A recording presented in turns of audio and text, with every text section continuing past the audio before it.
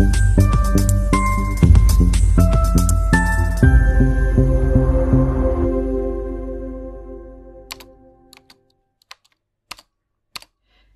guys! Good morning! So, ang sarap na naman ng uulamin natin ngayon guys. Kita nyo yan, sarsa pa lang, ulam na.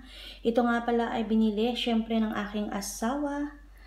Naghanap siya ng same sa Philippine food. Pero iba pa rin talaga ang luto ng Pilipinas. Diba? Diba? Diba? Mga kababayan, iba talaga guys.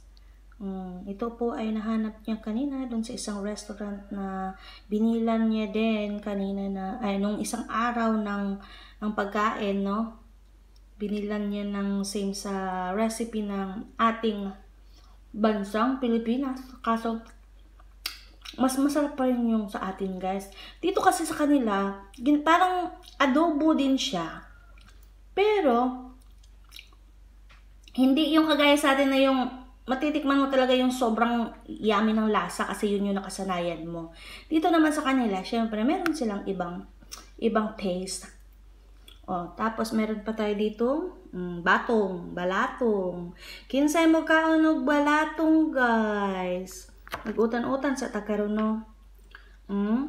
Yummy kayo. Half cook. Half cook lang ang batong pagkaluto, dili siya katong lata. Mga unta guys, good morning everyone. Thank you for watching guys. Bye-bye.